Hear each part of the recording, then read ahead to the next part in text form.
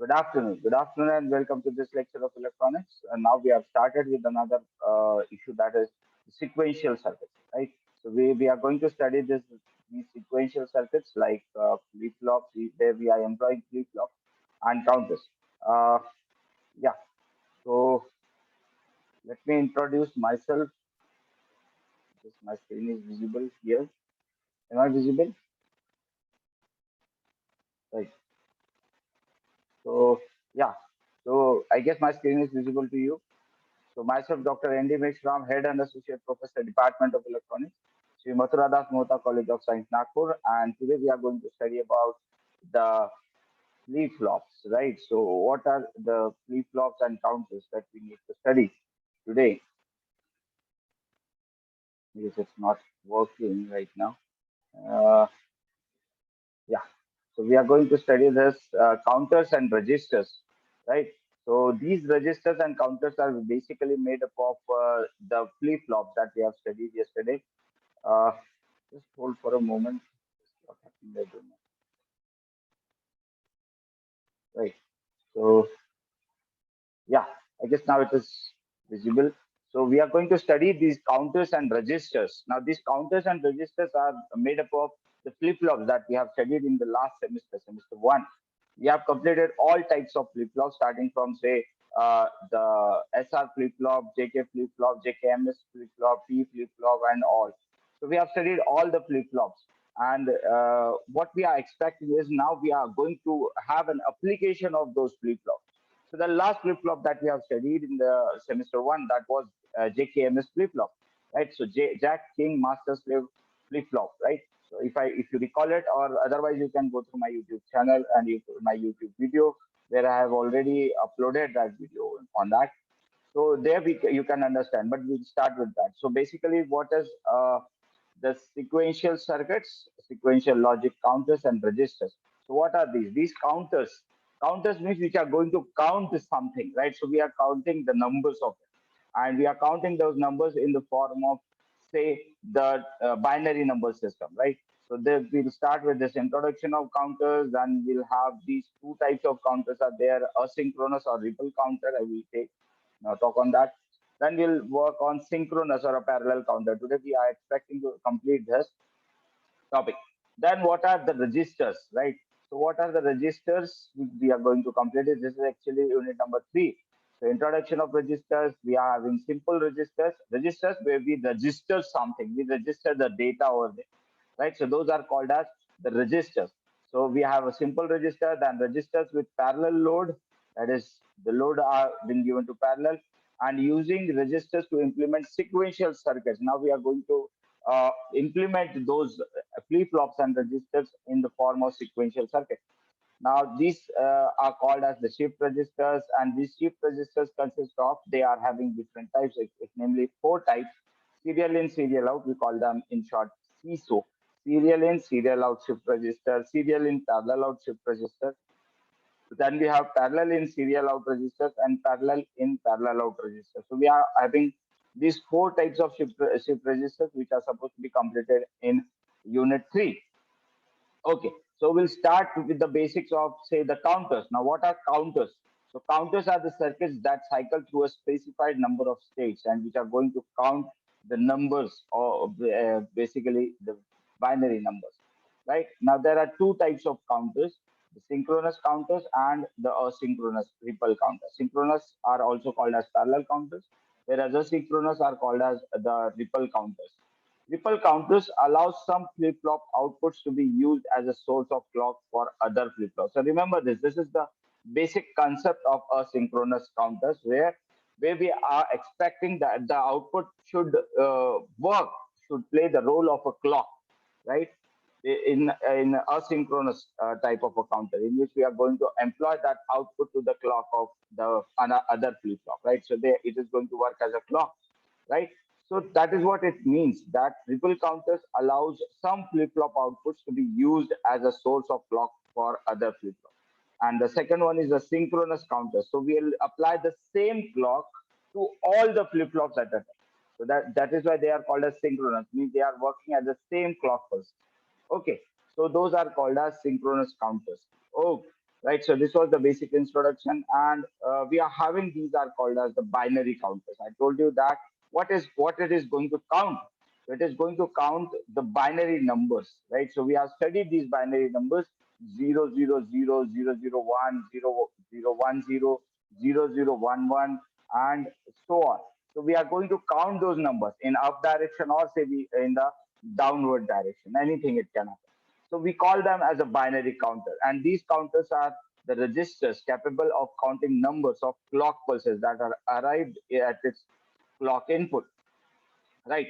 They are used for counting number of occurrence, means they are actually counting the clock pulses which are given to them. And they are basically of two types. We call them a serial or a synchronous counter, and the other one is called as a parallel or a asynchronous counter, right? So serial or synchronous counters, uh, I guess. So yeah, we call them as the synchronous serial, synchronous parallel counter, or a serial asynchronous counter, right? So what are serial or asynchronous counter? In an asynchronous counter, the output change in one flip flop is given as a clock to the another flip flop, right? So the clock input to one flip flop is different from another. It requires minimum hardware, but it is very slow in operation, right? So since we are connecting the output of one flip flop to the clock of the another flip flop, the speed becomes very low. So that is the drawback. The other one is the parallel or a synchronous counter. So that is again nothing but that is nothing but all the flip flops receive the same clock pulse, as I told you, so that they change their states at the same time. The hardware is increased, but it is faster than an asynchronous counter because it is working on the same clock pulse, right? So I've told you what is clock pulse. So the flip flops, they are going to work on clock. Now before starting this, we should understand the basic knowledge of what we have studied in JKMS. What is JKMS flip-flop? I've told you that JKMS flip-flop consists of two JK flip-flops, where we are going to connect the clock of one just flip-flop to the other JK flip-flop through the inverter. So that's how the toggling of that flip-flop has been, say, eliminated, right? So JK flip-flop has a drawback that it is having a race around condition there. The two flip-flops are going to race around for the output, right? When they are operated in high mode. Here, what happens, unless and until you are going to change the clock pulse, the output is not going to occur. Again, it is having a toggle, and we need to use that toggle over there. So this is the basic concept. So we are using two JK flip-flops, and the clock of one, the initial master, has been given to the, say, slave through the inverter. So at the falling edge of this output is going to be transferred at this last flip-flop. Okay, so this is the basic concept of a JKMS flip-flop. You'll see that what I mean is what I mean is right. So what I mean is whenever we are going to apply the inputs like this, right? So depending on the high of that, taking one of them high, the output is going to change. So as you are able to see over here, this is the central one is the clock pulse, and these are the inputs. J and K are the inputs. Since they are kept at high voltage, or say high, the output of this is going to toggle. So see, this becomes green at one time. So accordingly, the output is going to change Q and Q bar. So these are two JK flip flops, right? So depending on the final falling edge of this, the output is going to change, right? So that is the basic concept of the JKMS flip flop, and this is the truth table of JKMS flip flop. As I told you, that it already works on the initial stage of the input, so it will depend on that. So this is the basic truth table of JKMS flip flop that we have already studied. But we are going to use this in a toggle mode, and we just need to understand that as soon as the clock pulse is there, it is going to switch from high to low. It is not going to do anything else, but it is only going to switch from high to low and low to high, nothing else. If both the inputs J and K are kept at high. Okay. So let us start with asynchronous or a ripple counter. Now let us start means asynchronous counters. The flip-flops do not change the state exactly at the same time as they do not have common clock. And what I mean to say, I will just show you in the diagram. Also known as ripple counters, as the input clock pulse ripples through the counter, cumulative delay is a drawback, right? So that is the drawback of that. It is having a speed, very low speed, means delay is there. N flip-flops, a modulus 2 raised to power n counter, that is, this is a mod x counter cycles through x states. Now, these are the states which we have. So, if you have n flip-flops, n number of flip-flops, then how many states it is going to work? That is around 2 raised to power n. That implies that if we are having two flip-flops, then it will work for 2 raised to power 2, that is 4 clock pulses. Again, it is going to repeat that 4 stages back. Okay, so that is the basic meaning of modulus, right? So we have been studying therefore what is mod and modulus count. Output of the last flip-flop, that is MSB, divides the input clock frequency by the mod number of the counter. Hence, a counter is also called as a frequency divider. So this counter is also called as a frequency divider, which is because it is going to divide the frequency, means it is going to multiply the time and it is going to divide the frequency. That is the basic concept of mod counter. Now, how it is going to work? Let us start with the first one. If I have a 2-bit counter, if I say 2 raised to power n, that is 2. So 2-bit ripple counter will try to study and accordingly will go on increasing that. So output of one flip-flop is connected to the clock input of the next more significant bit. So we are having these two clock pulses, we are able to see, right? And this bubble should be over here. So we are having two JKMS flip-flop. This is one whole JKMS flip-flop, right? And this is the another JKMS flip-flop. So it is not a JK flip-flop, right? So this is a JKMS flip-flop and this is the another JKMS flip-flop. And as you are able to see, both J and K are kept at high mode. Means we are connected it to a toggle mode. And as soon as the clock is applied to the clock signal over here, it is inverted over here. We are having a bubble over here. And if you are able to see the output of this first clock pulse, that is FF0, FF0, uh, FF0 is the first JKMS flip-flop, and the output of is directly connected to the clock of the second, right? So that is what it means that we are having a asynchronous or a ripple counter, which implies that the output of the first flip-flop is being connected to the uh, to the uh, say to the clock of the second flip-flop, right? So this is J and K of both the flip-flops are being made common and they are kept at high, that is one, and the clock pulse are applied on this, right? So as soon as the first clock pulse is given like this, and at the falling it means as soon as it falls, the output switches to high over here. Now this high is given to this, and you can see it with the timing diagram. This is called as the timing diagram of that. So you are able to see that as soon as the first clock pulse we are having again, so it is showing you the falling edge, and this is for the Q bar.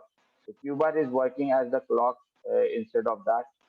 So as soon as we are having a falling edge, the Q0 will become high, right? And it will remain high. Now, this Q0 is actually given to the clock of the second flip flop.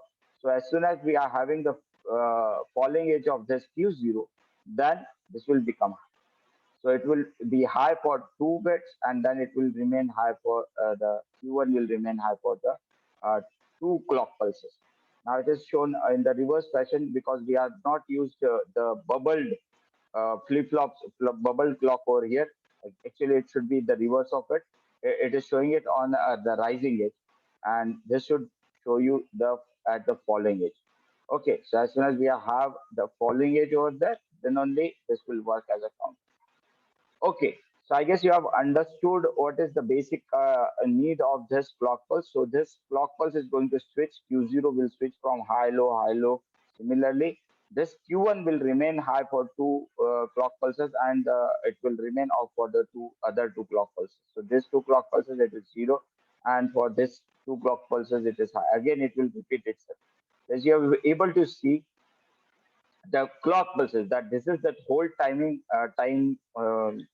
period that is required for this clock pulse, and it is multiplying it by twice.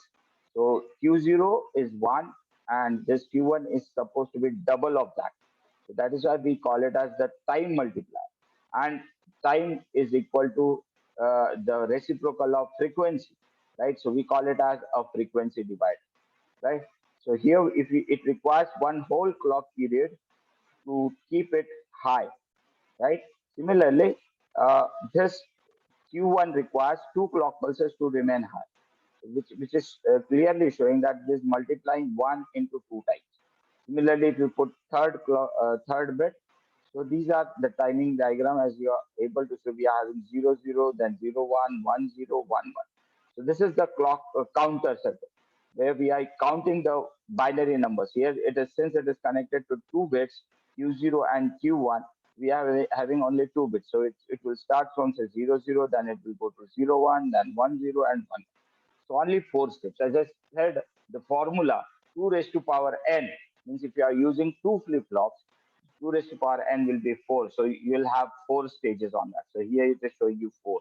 So it is starting with 00, then 01, 10, 11, and again return back to 0. Okay, perfect.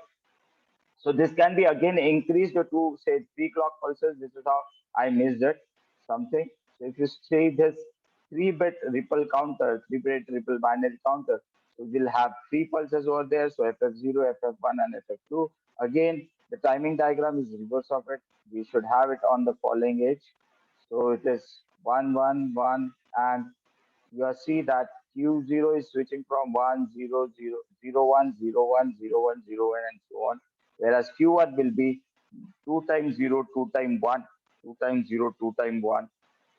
And similarly, the third output Q2 will remain low for 4 times and will be remain high at 4 pulses, right? And in the end, it will again be reset and all will become 0, 0.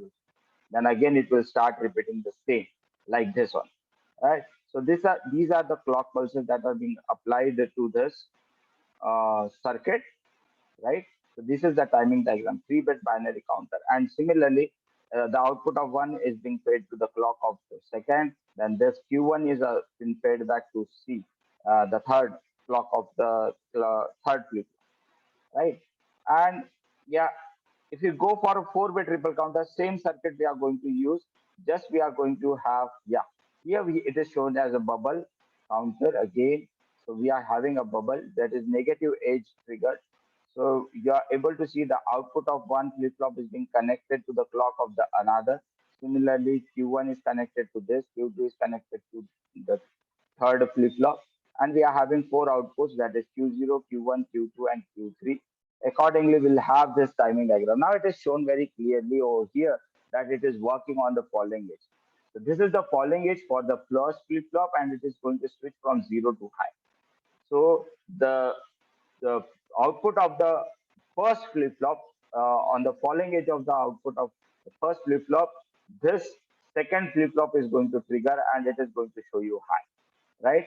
So with the another falling edge of Q0 to the Q1 first FF1, it will again switch from high to low, and this will become the falling edge for the third flip-flop, and accordingly it will switch from 0 to 1, right? So similarly, again, if you go on moving this, so for the next falling edge of say Q0, this will switch to 0 to 1 again, and then again when we'll have the falling edge of Q0, it will switch from high to low, which will be the falling edge for the third flip-flop.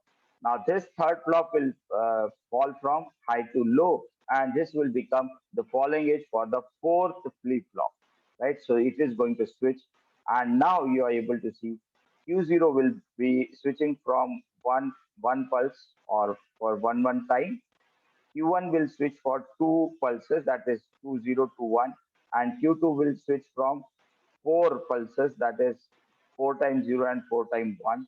Similarly, Q3, the fourth flip-flop will switch for 8 pulses. So 8 times 0 and 8 for 8 times 1. So this is the basic timing diagram that we have. And this is the clock pulse that we need to show, right? So this clock pulse is working on the negative edge, right? So that is how the 4-bit ripple counter is working. 4-bit ripple counter is there, and we call it as a asynchronous 4-bit counter. Why we call this as a synchronous counter? Because the output of one flip-flop is being connected as a clock to the another flip-flop, right? That is how we call them as a asynchronous or a ripple counter, right? And let us see for the synchronous counter or parallel counter. Here we are not going to apply this output of the second output of the flip-flop to the clock. Yeah, but instead of that, we are going to use the same clock to be given to the all, right? So the flip-flops are clocked at the same time by a common clock pulse. We can design these counters using the sequential logic design process. The ripple counter is easy to build, but there is limitation to highest operating frequency.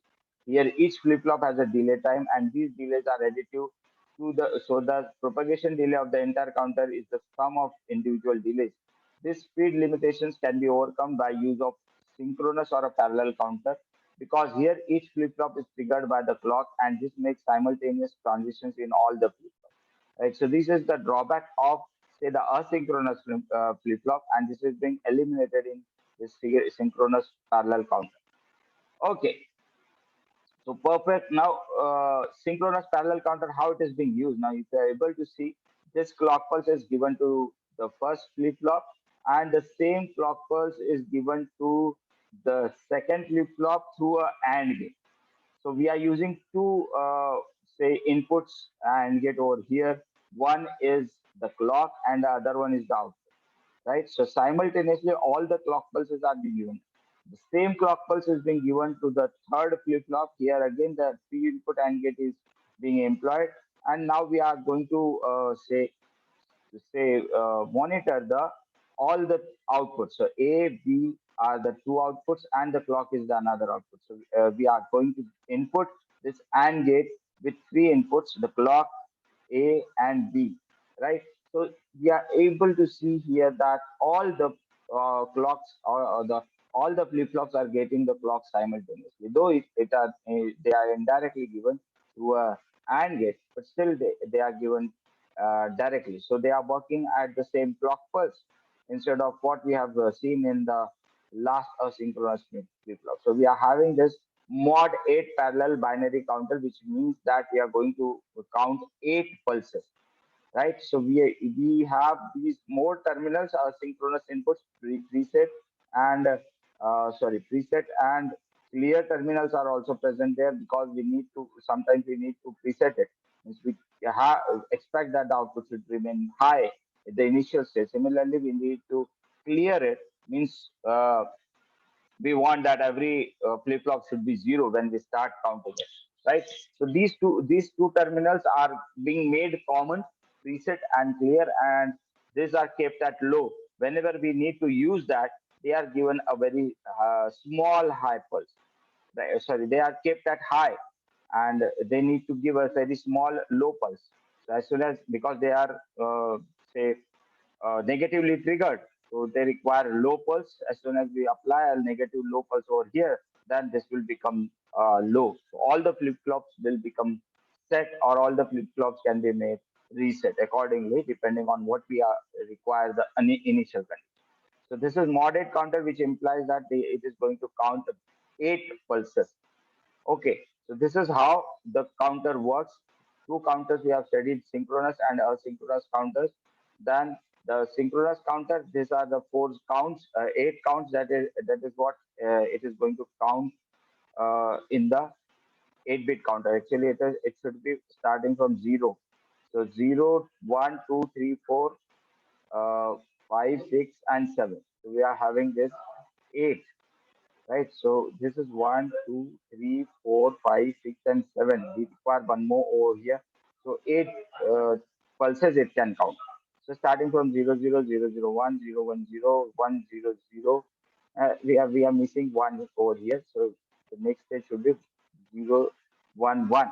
And then it comes 1, 0, 0, 1, 0, 1, and 1, 1, 0, and then 1, 1. So we have one dropped over here, I guess. Yeah, it is printing mistake. So this is how it is going to count the 8 bits in binary.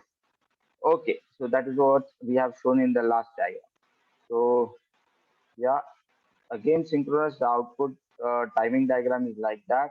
We are having the negative edge. At this negative edge, A will become high. This output A is the triggering pulse for B, and it will trigger at this pulse, and again will switch from a low high to low, where it is going to be when both this A and B are high and the clock pulse is high. They are supposed to have the clock pulse to the third flip flop, and it will become high. Accordingly, we'll have this timing diagram. Okay, so this is the timing diagram for say the synchronous parallel counter. So these are all the parallel counters that we need to study in our syllabus. Yeah, now the mod 10 counter. Now why we require this mod 10 counter? We are using again asynchronous. So modulus 10 means we require to measure only 10 counts. We are not concerned about the other counts also. So in that case, what we need, because a binary counter, if we are using a 4-bit binary counter, then what happens? It is going to count 16 from starting from 00 to 15, right? So in all 16 clock pulses, it is going to count. But a layman or a general person who does not know binary, so he only understands the decade counting, right? So it understands decimal numbers, right? Which start from 0 and it ends at 9. So to make understood the layman the numbers, we need this BCD mod 10 counter. BCD means binary coded up to decimal. Right now, the concept of binary coding is that as soon as it reaches the point, that is when all this uh, say output 1001, right? So if it reaches that point 1001, then automatically it should become 0. All the flip flops should be cleared, and for that we have made an arrangement that we have used this 4 input and NAND gate, where we are going to connect A complement, B, C complement, and D. So as soon as 10 appears, that is 0, 1, 0, 1, right? So as soon as we have the 0101, which is nothing but 10 in decimal, this all flip flops will be cleared and it will be reset to 000. So this counter is going to count from say 000 to 1001. In the next plus when next pulse, when it will become 0101, which is supposed to be 10, right? So as soon as it becomes 10, this NAND gate is going to give low to all the clear terminals of all the flip flops.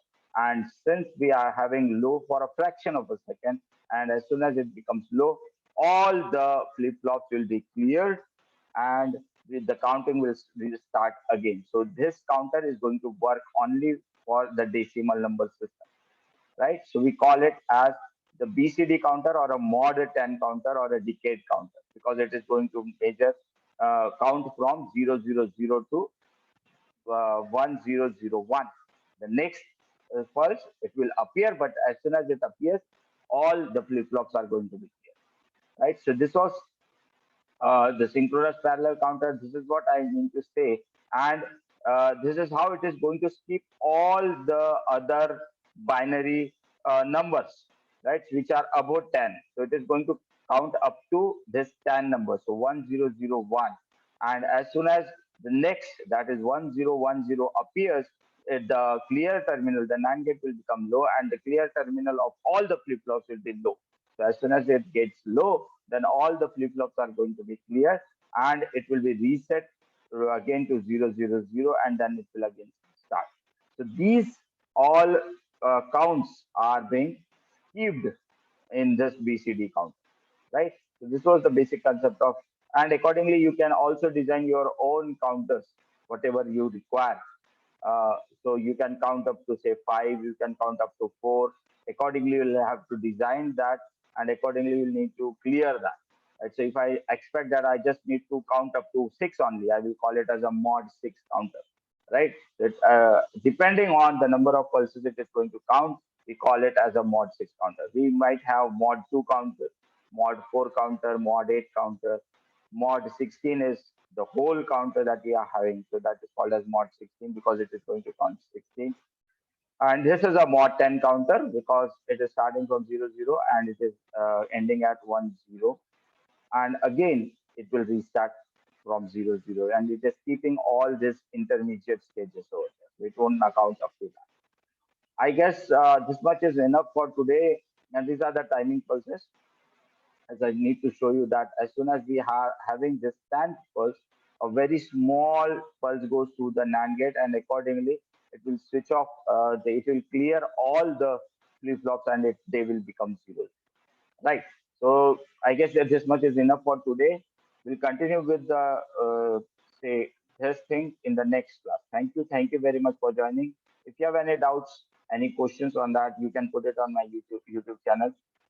As far as my students are concerned, they can put it on the group so that I will be it will be easy for me to answer those questions. Bye now. Thank you. Thank you very much. Stay home. Stay safe. Good day. See you in the next class. Bye. Take care. Oh, so please go through my YouTube channel, watch my videos, like, subscribe, and share my videos. I'll be uploading more videos of electronics on my YouTube channel. Great to see you. Good. Thank you. Have a nice day. Bye. Thank you